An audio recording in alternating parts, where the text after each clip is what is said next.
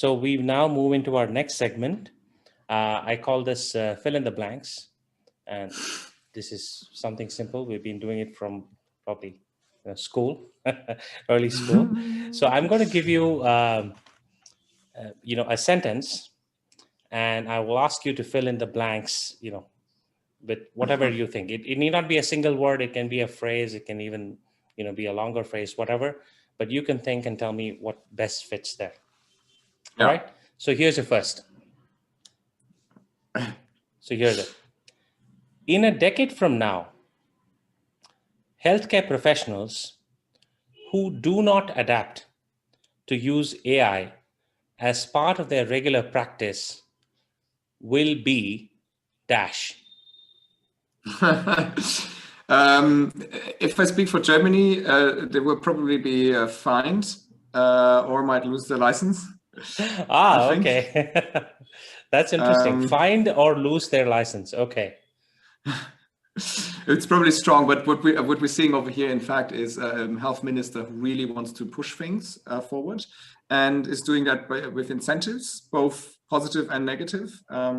And we are developing a telemetrics infrastructure currently, which has a lot of problems. But some doctors say, you know what, we're not going to use it. And then he's like, okay, fine, then you're not going to get paid, or you have to pay high fines and so on. Right? That's interesting. Certainly something that I was not aware of, and I'm sure our viewers will also be, good to know that this kind of developments are happening. Okay, your next one, fill in the blanks.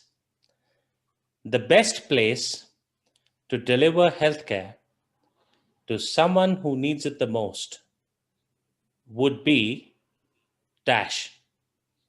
Their homes. Fantastic. Do you want me to comment, or do we? Please explain why. Please explain. So I think if you need a lot of care, often people who need a lot of care have other problems as well. For example, they're not as mobile, or they don't maybe maybe they can't afford traveling far to get the right care. So if you take the effort of going to them, and you can do that with telemedicine, for example, in many cases, you are helping them get access to something that otherwise probably even wouldn't. The second bit is if you're not in a good place, physically, mentally, probably the confines of your own home can be, in many cases, better than a hospital where everything is anonymous and you give up all of the control. And then I think the third reason is hospitals can be really dangerous in terms of infectious diseases, for example, even outside of COVID.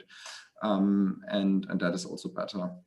Johns Hopkins has been working for a long time on a concept called hospital at home, where certain patients get treated at home, and they've seen very good results with that, also financially.